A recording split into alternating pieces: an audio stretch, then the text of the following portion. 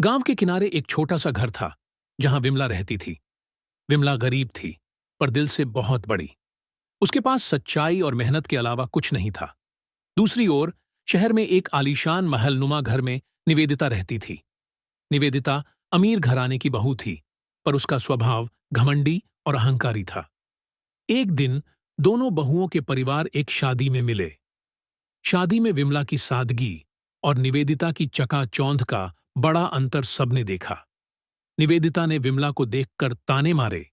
तुम्हारे कपड़े तो देखो, लगता है कि किसी पुराने झोले से सिलवाए हैं।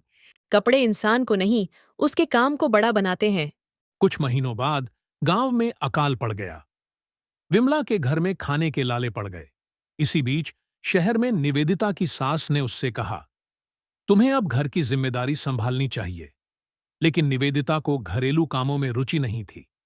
वह हमेशा नौकर चाकरों पर निर्भर रहती थी। एक दिन निवेदिता के घर में अचानक आग लग गई। वह और उसका परिवार बेघर हो गया। उनकी सारी दौलत राख में बदल गई। मजबूर होकर निवेदिता को गांव में विमला के घर शरण लेनी पड़ी। यह स्थिति उसके लिए असहनीय थी, लेकिन उसके पास और कोई चारा नहीं था। विमला ने उनका स्वागत खुले दिल से किया। वह खुद भूखी थी, फिर भी निवेदिता के परिवार को भोजन और छत दी। धीरे धीरे निवेदिता ने देखा कि विमला कितनी मेहनत करती है। वह सुबह खेतों में काम करती, दोपहर में सिलाई करती और रात को बच्चों को पढ़ाती। निवेदिता को एहसास हुआ कि सच्चा अमीर वही है जिसके पास इंसानियत और हिम्मत हो। उसने विमला से सीख ली और खुद मेहनत करने लगी। वह गांव में बच्चों को पढ़ाने लगी और अपने हुनर से कमाने लगी। दोनों ने मिलकर गांव के महिलाओं के लिए एक सिलाई केंद्र खोला।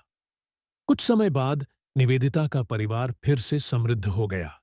उसने विमला को अपने साथ शहर ले जाने का प्रस्ताव दिया, पर विमला। मेरा घर गांव में है, मैं यहीं रहकर लोगों की मदद करूंगी। निवेदिता ने वादा किया कि वह शहर से गांव की तरक्की के लिए काम करेगी।